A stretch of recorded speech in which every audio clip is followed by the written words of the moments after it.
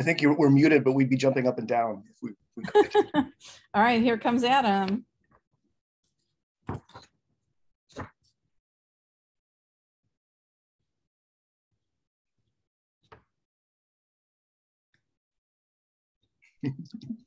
Congressman Schiff, are you here? Yes, I am. How are you? Fine. We're so excited to have you. Well, thank you. Thanks for letting me join. How are y'all doing? I think I had everybody mute so it wouldn't be cacophonous. So if you guys want to unmute and say hello and then remute, we can do that. Yeah.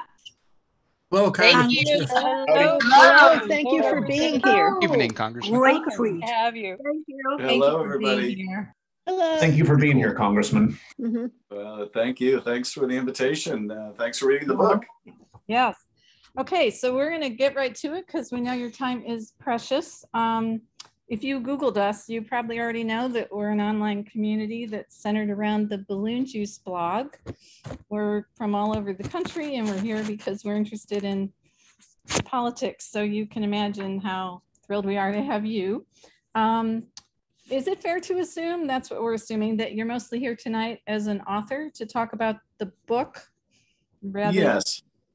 Yes, but you know, you should feel free to ask me questions, go beyond the book if you like. Well, okay. And we're kind of hoping maybe we can talk more politics at the next one because it's kind of hard not to when we're trying to figure out how we move the country forward. Anyway, I've asked Kurt Searles to facilitate the conversation tonight.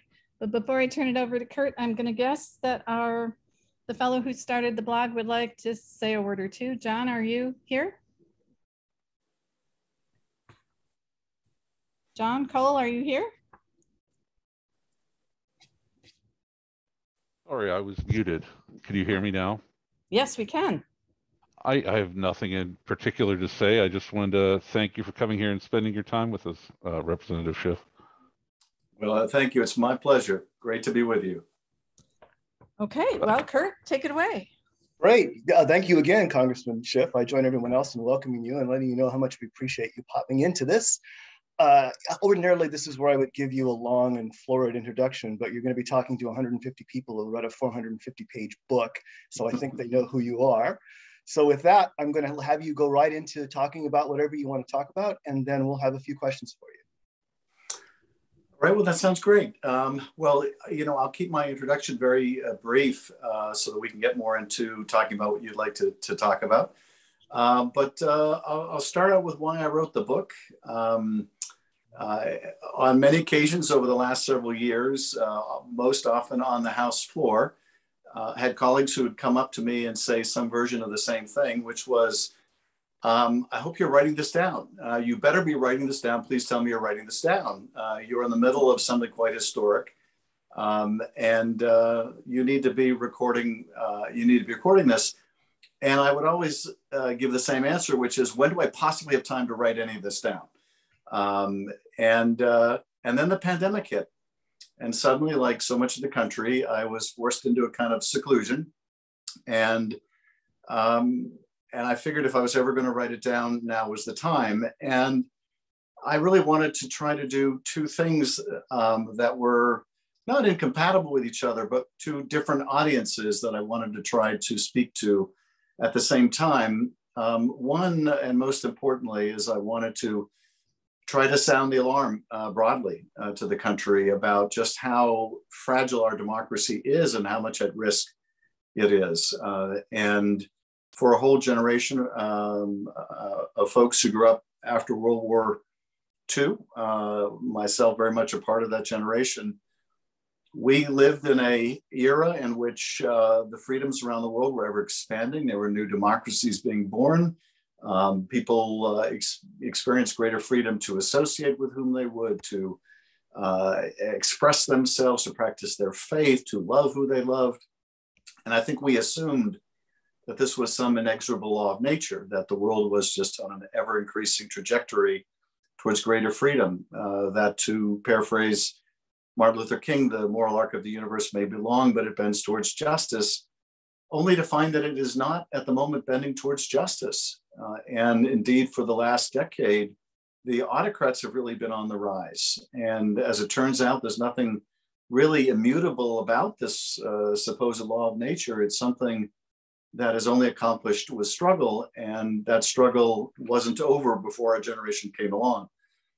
So I wanted to sound the alarm very broadly about just how precarious our democracy is at this moment in time. But at the same time, I knew, because I had tried now 2 impeachment cases, the first 10 years ago involving a federal judge, and the second involving the President of the United States, how infrequent impeachments are and how much historic interest they are. You know, when I was working on preparations for the president's impeachment, how much I would have loved to have a blow-by-blow of the impeachment of Andrew Johnson. And a lot has been written about that impeachment, but not in the sense of what it was like really to be there, and what the issues really were, as opposed to what they might have appeared to be in the articles themselves. And so I felt that you know, future students and historians would want a resource. I wanted to provide that resource and the depth that would be useful. But also, given the rampant gaslighting that's been going on over the last several years, and the effectiveness of a lot of that gaslighting, I wanted to set down the historic record. And so that was my desire in writing the book. I like to write, so that part was a labor of love. But I have to say that I also found certain parts of it quite traumatic to relive. And you may have experienced that as readers, going through this again. And yet I thought there was value in setting it down in one place in a coherent narrative. I hope it was coherent, because we were living these events in real time and drinking out of this fire hose. And when they were coming at you so fast, it was hard to see how one thing related to another, and what the big picture looked like. And I wanted to try to set out in broad strokes what that big picture looks like. So that's why I wrote the book, and really look forward to your feedback and your questions, and appreciate the opportunity to talk with you all tonight. Thank you. That was great. So I had the first question I'm going to throw out is basically a synthesis of a number of questions that were discussed last week. Casey, who's on tonight, made this brilliant observation that, you know, it's a workplace. You guys, the Congress people and your staff, are working in a workplace. And to some extent, to a large extent, the Republicans have essentially made it a hostile work environment. And, you know, is that, do you think, on purpose? What effect does that have on you and your staff? You know, I mean, you could take that only so far. I don't know of any corporate CEO that incited a mob to hang the vice president of marketing, but you see where that comes in. And I just want to know what your thoughts were on that. Yeah, I think that's a very astute observation. And I think it's really quite accurate.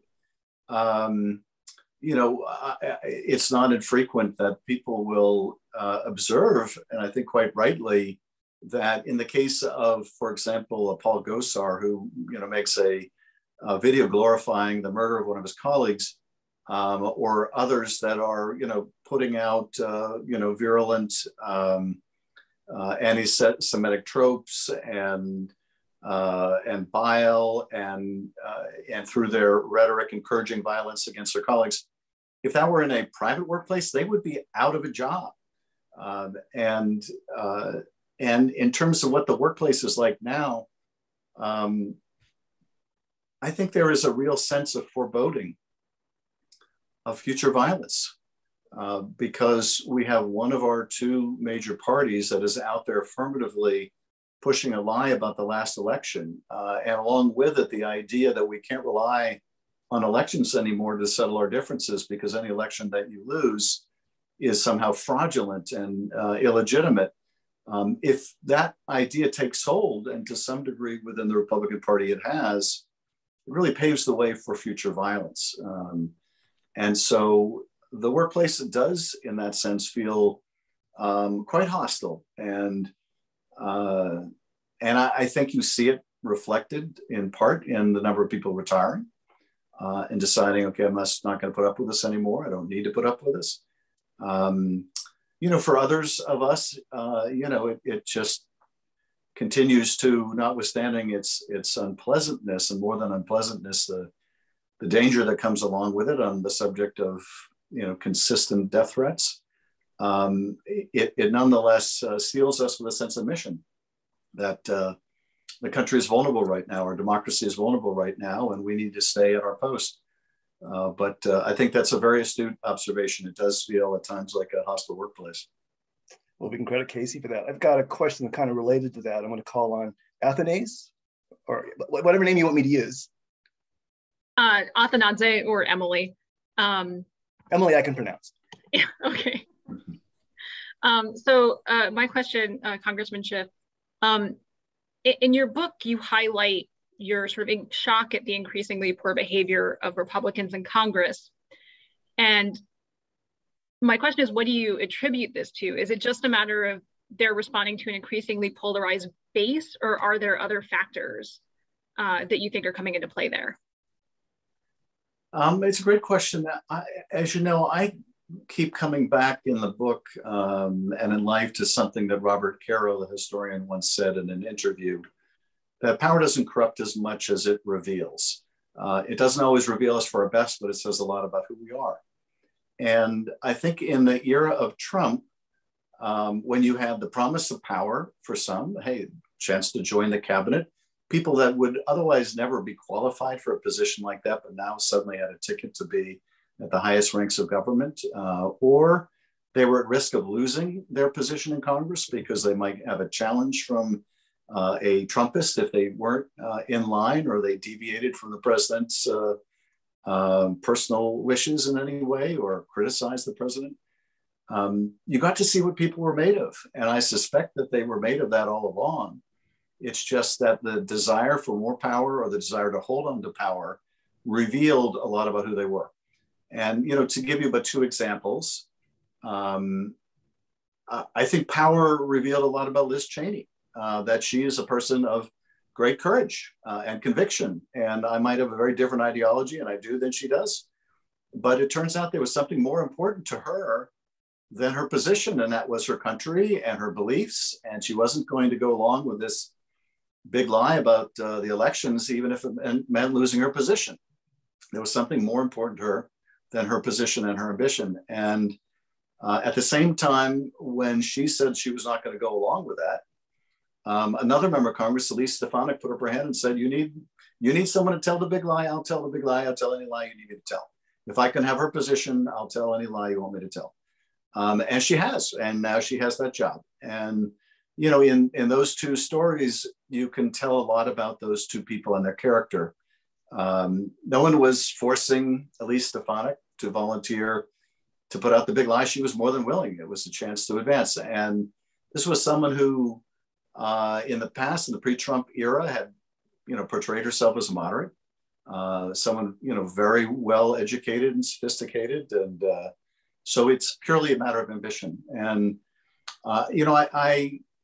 I have to say, before the last 5 years, these kind of intangible concepts of power and ambition, and what historians would write about it, and philosophers, I have to say, I took with a certain grain of salt. But now I really have had the chance to see that so viscerally. And one of my takeaways from the impeachment trials is that there's nothing wrong with our Constitution. I don't favor, for example, changing the vote for impeachment to a majority vote, which would turn us into a kind of parliament. The problem isn't in the Constitution, it's really in ourselves. If members of Congress don't live up to their oaths, if they don't give them meaning by looking to ideas of right and wrong, and a willingness to accept the truth and the fact there is something that is true, and there are things called facts, that we're not all entitled to our own alternate facts, none of it works. And so I have to say, I think the answer is quite simple and quite terrible, which is that comes down to what people are made of, and all too often they're made of ambition and driven in part by fear, and that so many of the things they professed to care about didn't matter when compared to the desire to hold office or gain higher office. We have Thank you. We have a follow-up question too. You talked earlier about writing the book and having to relive, the whole process in doing so. So we have a question from Laura that hits at that. Yeah, thank you for being here, and also for your service to the country. Congressman Schiff, I think that you've given all of us a great deal of hope over the last 5 years, even though we were kind of all in this together. I know everyone here truly has appreciated your work. My question after finishing the book just a few nights ago, and thank you for reading it as well. It was lovely to hear as an audiobook. It was really kind of hard. I had to stop a few times because it was that sense of overwhelm of like, oh my gosh, yes, we've all been through this. We've lived through this. It's kind of hard to believe that we lived through all of this, and that sense of the overwhelm. And I wondered if there were parts of the book that were particularly hard to write about because of either that sense of overwhelm or that sense of the fact that you knew this was going to be part of the historical record going forward, and you really had to get it right. I think the part of the book that was the hardest for me to write, the most difficult to relive, was when Bill Barr first issued his false summary of the Mueller report. When he sent that 4-page summary, and I was deeply skeptical of whether this summary was an accurate summary of the Mueller report. After all, I reasoned that if the Mueller report was as long as it was reported to be, that is, it was several hundred pages, I was sure that Mueller had his own summary, which begged the question: why would Barr issue a summary that was not Mueller's own? And I know also from working in the classified realm that you often write 2 summaries, one that is classified and one that is unclassified. And I was sure that Mueller's summary, if it wasn't already unclassified, could easily be so. So I was certainly skeptical, and my skepticism grew as we heard rumors and intelligence rumoured that the Mueller team was apoplectic about how their work had been mischaracterized. But without having the report, there was nothing I could really say. And I was kind of being filleted alive by the right wing.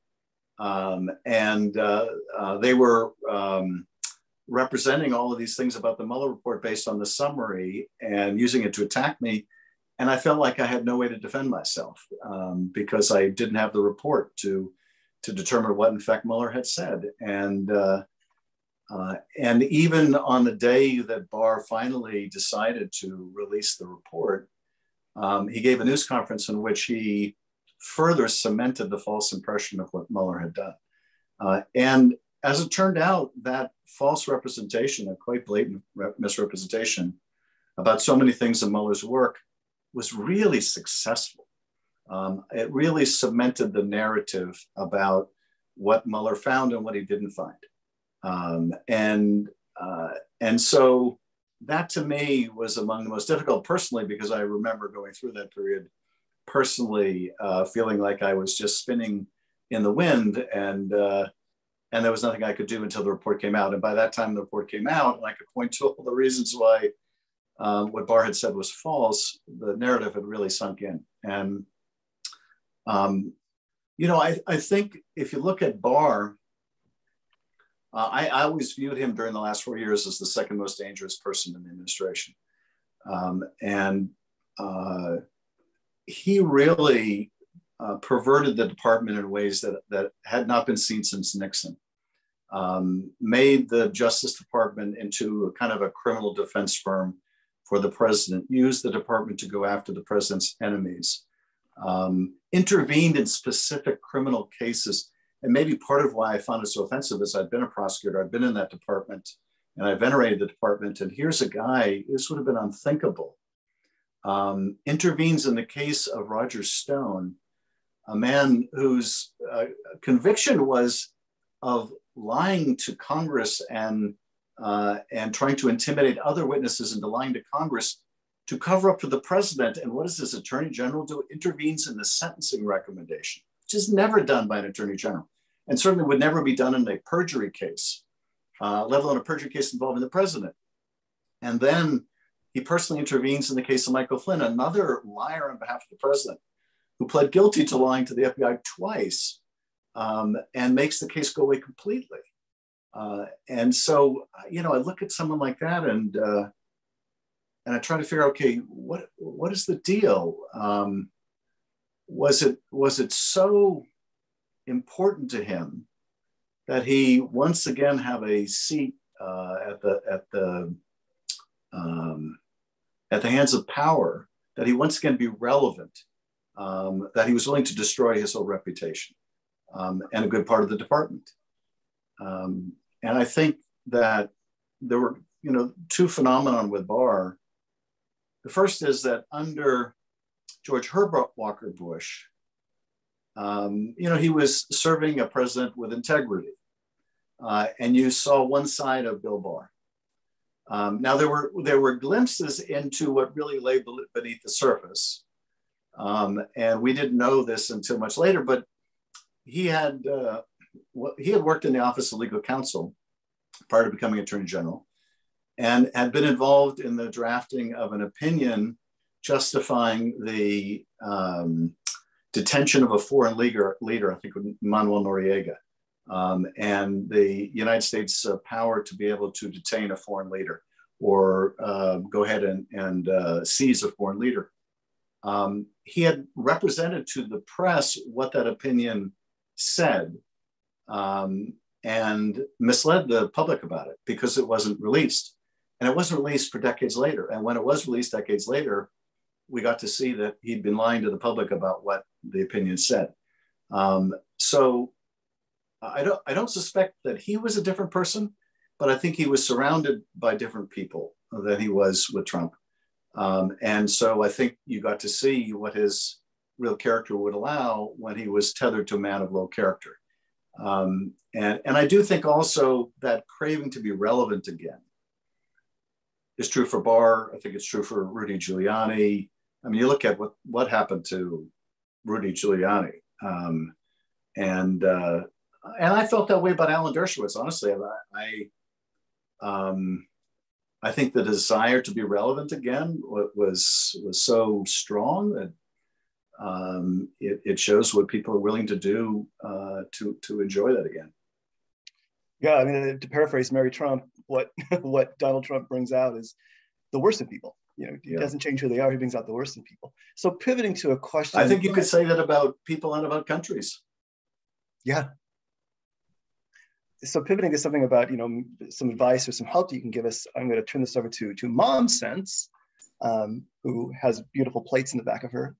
Oh, my Greek plates. Hi, Congressman Schiff. Thanks so much for joining us. I'll just tell you for background, I do a lot of campaigning here in Maine, which usually involves telephone calls into our CD2, which has gone Trump the last 2 cycles. So it's not as much fun as it used to be.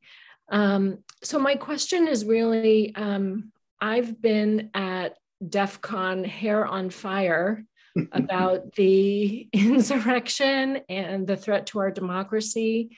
Hearing you mention Bill Barr brought back that day was just devastating. But I find that a lot of my friends and acquaintances are, they just want to ignore it. And I think the stress and the fatigue from the last 6 years is a factor, and they just want normalcy. So my question is, how can we communicate the importance of getting to the bottom of the insurrection, the importance of truth and accountability in a way that encourages them to engage in helping our democracy and doesn't overwhelm? And I know that's an impossible task, but I wonder if you have any advice for us on how we can do that. Well, it's a really important question, and for those of us on the select committee, it's something we think about all the time. What we are planning to do is within, I think, a couple months, 2 or 3 months from now, begin a series of public hearings, very high profile public hearings, to tell the story about January 6th. And importantly, as part of that story, that January 6th really isn't about a single day in America. It's about multiple lines of effort to overturn a presidential election and stop the peaceful transfer of power.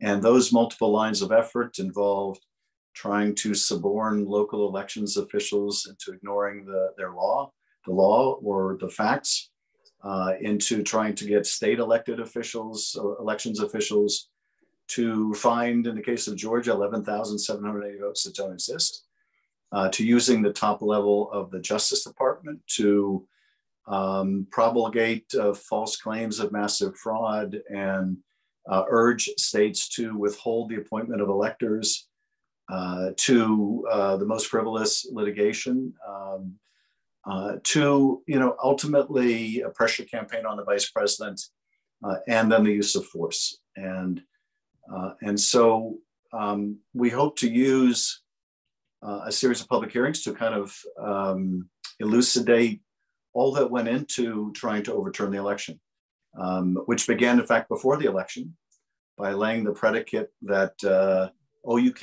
you can't trust absentee ballots, they'll be plagued with massive fraud, to any ballots counted after election day will be inherently illegitimate. There was this whole laying of a foundation to overturn the results if it didn't go the right way. And most importantly in our work is to show that the danger is not dissipated, that the same lie that led to that violence on January 6th is being used around the country to usher in a new generation of Jim Crow laws, and to strip independent elections officials of their duties and give them over to partisans who will overturn the next election. We want to use this to make a series of recommendations and see if we can implement them to protect the country going forward. So that's what we're going to try to do. And I have to say, we're moving with incredible speed for Congress to try to get this done. We got it just before I got on. You may have seen the news. The Supreme Court denied the stay of the decision to release the records from the archives. I was still studying it when I jumped online with you all to see whether this is the end of the story or whether the Supreme Court will still need to decide if they're going to grant cert, and if they did grant cert, whether they would stay or whether we're going to get a bunch of documents tomorrow. So obviously I'm hoping it's the latter.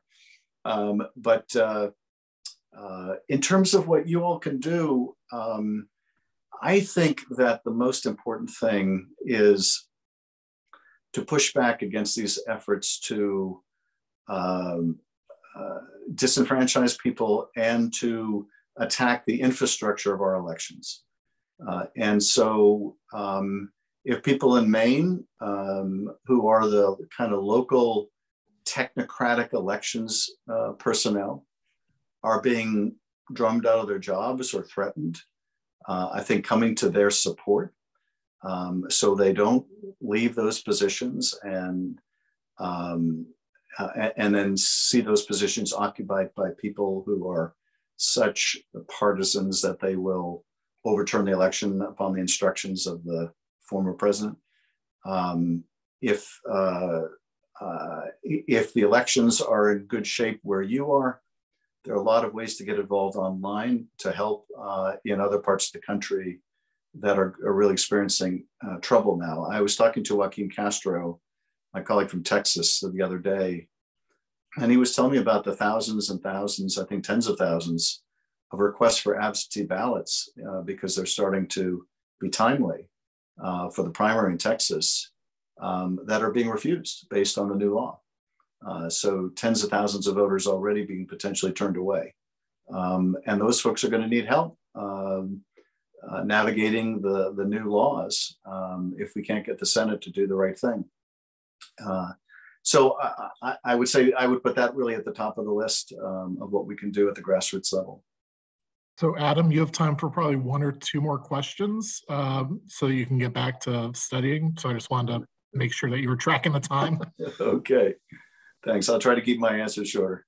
So there was a question that came from an anonymous commenter, Patrick, on a lighter note, to ask you about the time you audited Dershowitz's class in law school and what a joy that was and what you've learned.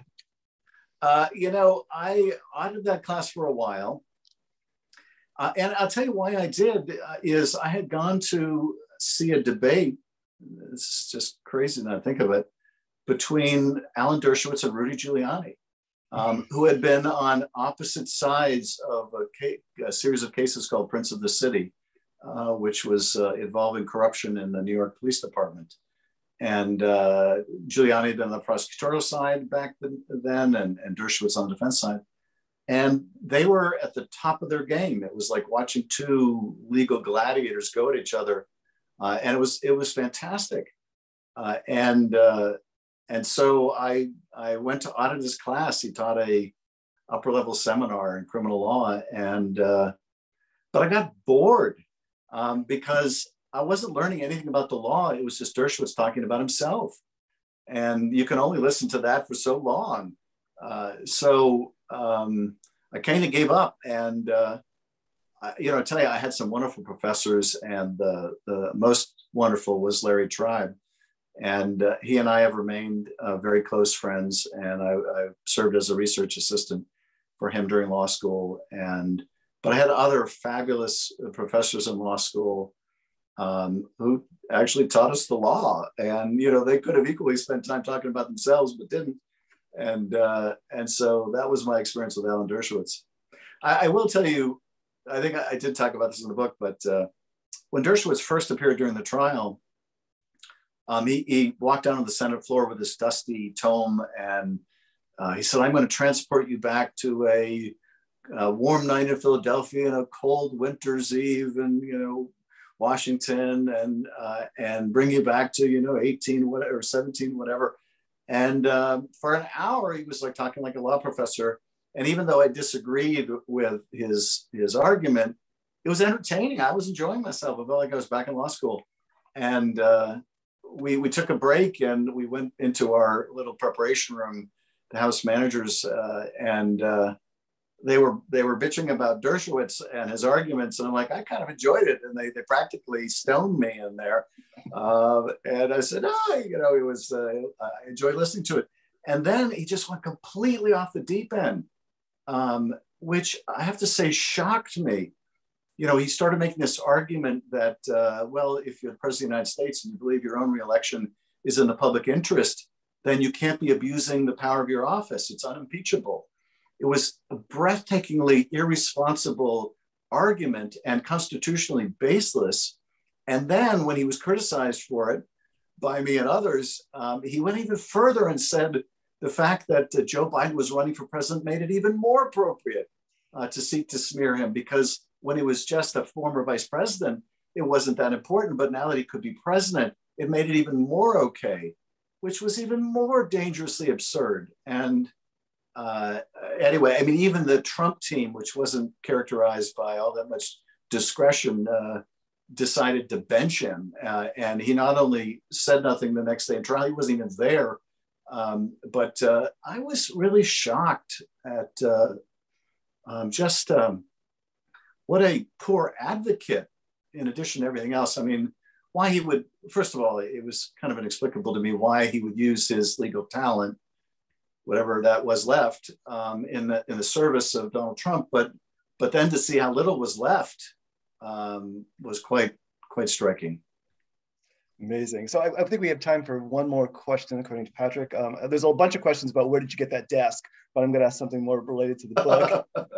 and this is from Louise B, who I don't think is here, but it's sort of a positive note to end on. And her question is, she'd like to know how you retain your optimism, in the face of this continuous, relentless attacks on democracy at all levels of government.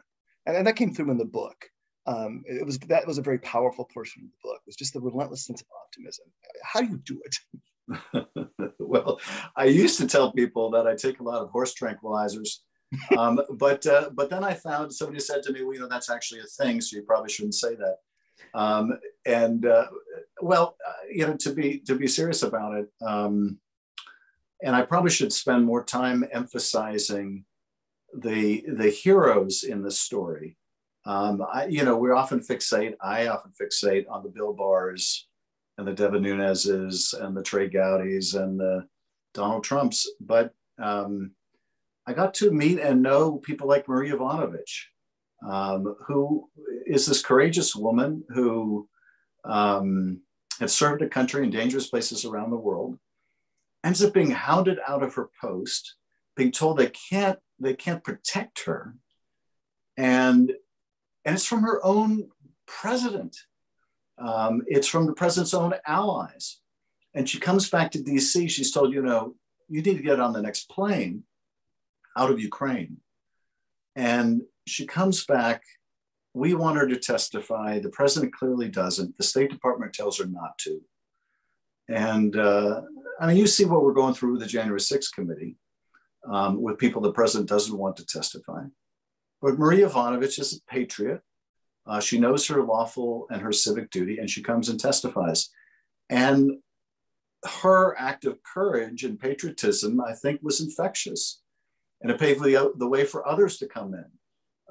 And Alexander Vindman's courage was infectious, and Bill Taylor and Robert Holmes and Fiona Hill and others.